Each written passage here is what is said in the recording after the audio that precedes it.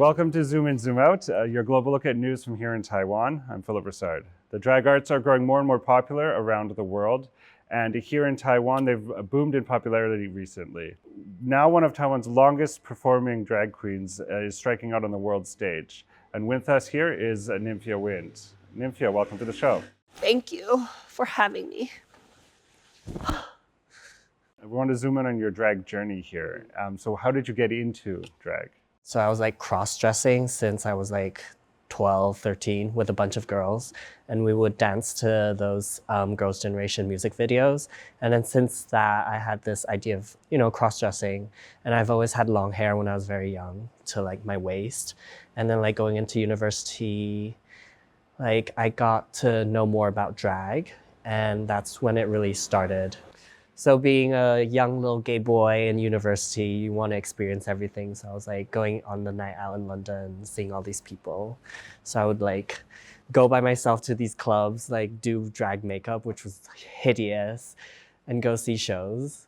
So like I remember Aquaria went to London to perform, but she wasn't announced on the show. But like I was obsessed with Aquaria, so I went to see her in drag by myself to this little club in East London to see her perform, which was crazy.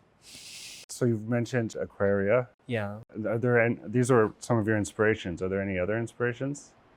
I don't know. I try to emulate like fierce Asian woman because I feel like Asian woman in Western media is not really portrayed as much. Like think of an Asian pop star in Western culture.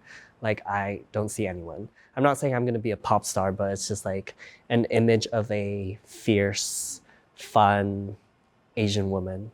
I try to imagine that in my drag. You're also known as the Banana Buddha. Can you tell us where that came from? I don't really know. It's definitely a slow development. It was in 2020 when I like made this full-on yellow outfit. And I was like, oh my God, I think I'm obsessed. I was like yellow hair, yellow corset, yellow harness, everything yellow. I was like, since that, I started like being more obsessed with yellow and I started like wearing all yellow. And then people would say I look like a banana. I would say like, I am a banana because I'm full on yellow. And a banana idea for me is like, it's camp. It's kind of like sexual, like kind of hinting to sex. It's phallic. It's just like a really fun object and it appears a lot in pop art. So like bananas just made sense. And you take a lot of inspiration from your culture, right? And so how does growing up in Taiwan influence your drag? I was born in the States and I moved to Hong Kong and I lived in Hong Kong for a few years. Then I moved back to Taiwan. So I feel like for me, doing drag and incorporating my own culture is a way of me reconnecting with my own background since I didn't really have that at a young age. So it's like me trying to get to know my culture again through drag. And what do you see in these like more traditional aspects of Taiwanese culture? And when you look at it and you see drag, so where do you see drag in these traditional aspects of Taiwanese culture? So I try to like find elements of those traditional acts, like, temple fairs, having a banquet, these shows at temples, like you basically have pole dancers who go naked to dance for the gods. You wouldn't necessarily think you would see these performances at a traditional temple where you're supposed to be praying to gods to see naked women dance on a pole and people singing karaoke. And it's just like these elements of this culture of Taiwan, like very collage, very messy, and it's just very loose. Like you would never see that in Christianity, like a person dancing on a pole, singing karaoke for the gods. So I don't know, it's just very fun to me. It's like an element of camp. We're going to zoom out and take a look at how you're bringing your drag to the rest of the world. But before we do that, we wanted to look at one of your latest performances. Have a look. 准备好了吗，各位众仙女们？上菜秀开始喽！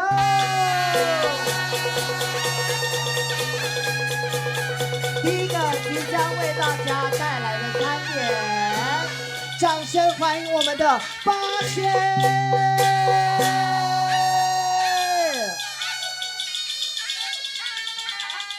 不要忘了我们最重要的香蕉。我们的香蕉象征着财富感。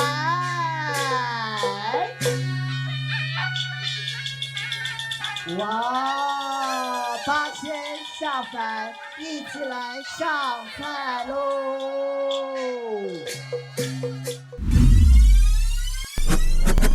So that performance was performed here, right? So can you tell us about that performance? Like, how did it come about, and what was your ideas for it?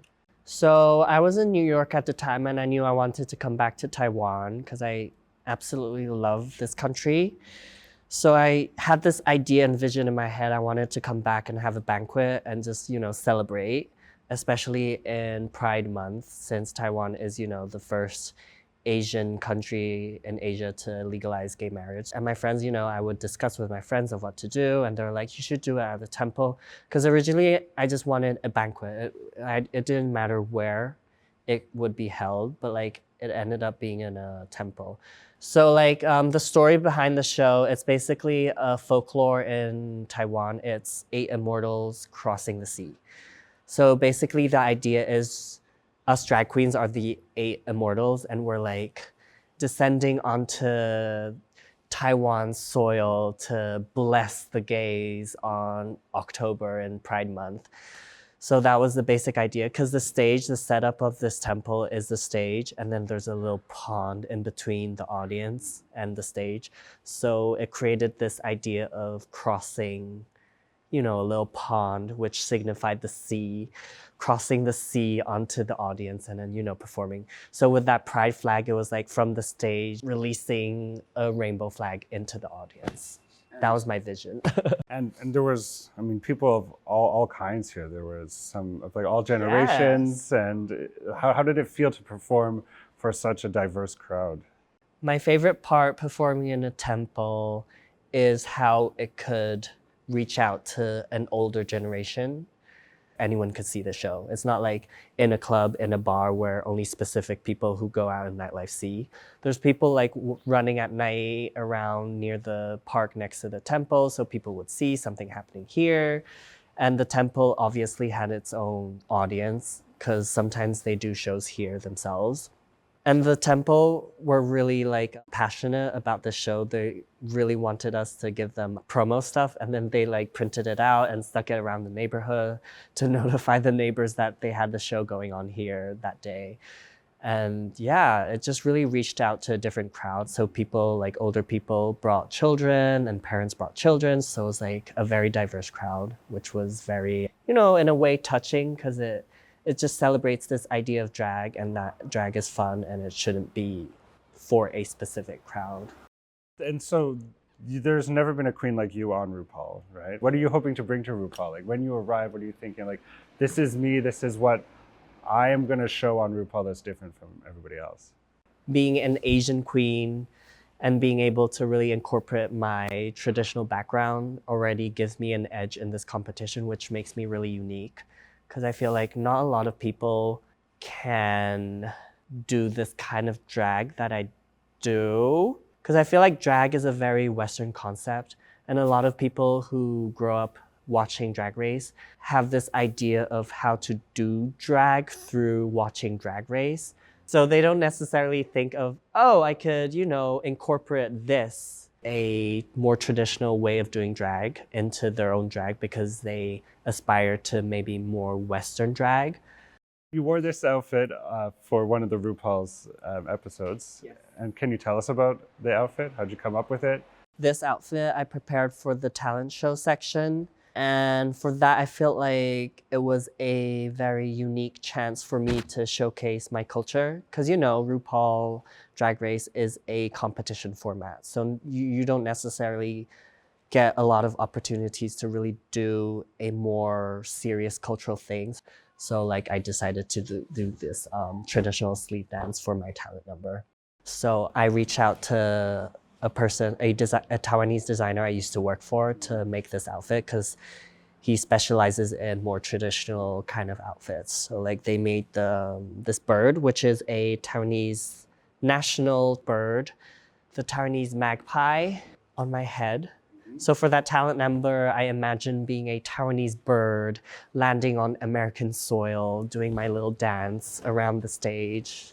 So today's makeup is inspired by a bird face paint of the traditional arts, incorporated with different patterns of what they do in traditional face paint in Peking opera. So I kind of like combined that into my drag aesthetic. So it's basically a bird beak with teeth and Asian swirls. So before you were on RuPaul's Drag Race, you performed in New York, correct? Yes. So what's the biggest difference you feel between the drag scene there and the drag scene here in Taiwan? Well, one thing that's like an obvious difference is the drag scene here, it's the clubs and bars that reach out to queens to organize shows. But in New York, it's drag queens who reach out to other drag queens who book them for shows. So it's basically like these drag queens become producers and produce their own shows, and they bring to different bars and clubs and see who wants to work with them. And obviously the drag scene in New York is very big, so like there's different groups of like queens, and it's very diverse in performance. You have Manhattan drag, you have Brooklyn drag, and you have Queen drag. So like they all like have different kind of aesthetic and different performance styles. But in Taiwan, it's very, for lack of better words, one note. It's not saying like it's not fierce, but like the drag here is very lively as well, but it's a different kind of lively. One thing I find interesting in drag here is you get a lot of different groups of people reaching out to drag because they're so interested in it. Like university would reach out to drag queens to invite them to give talks to introduce drag culture in Taiwan, where necessarily I didn't really see a lot of that in New York drag, maybe because it's so big, so I wouldn't see it. But in Taiwan, because it's so tight-knit and so small, so a lot of different groups of people get to see drag. So I feel like drag in Taiwan gets to be introduced into different sectors of society. As drag is becoming more and more mainstream, are you worried that it's going to be homogenous around the world? I'm not really concerned about that because I have been around and I've seen different drag scenes around the world. And I feel like they all still have their unique styles of performing and doing drag. But I do worry how people watching the show, they have this idea of what drag has to be and how to do drag. Of course, if you want to be good, you obviously, it's better to, you know, sew or make your own stuff, because I feel like drag for me is a very personal journey. So if you are able to do that, that also like makes your journey even more creative and more, you know, self-taught compared to someone who maybe doesn't know how to do all those stuff. The start of doing drag, you're not necessarily going to instantly look gorgeous because you have to, you know, figure out what works on your face and your proportions. But throughout time and practicing, like I feel like drag makeup kind of like melts into your face, and that's when you start to look really beautiful and polished in drag. So I feel like that's a journey in itself, and that's what's fun about drag, that process of knowing yourself and what you like to do and what you want to look like. You get to decide on that. Well, thank you for going through that struggle to share your drag with the world and with us here today. You're not going to have a photo of my first time in drag. And thank you for watching Zoom In, Zoom Out. For more stories from Taiwan and around the world, please watch the TaiwanPlus social media. Thank you and see you next time.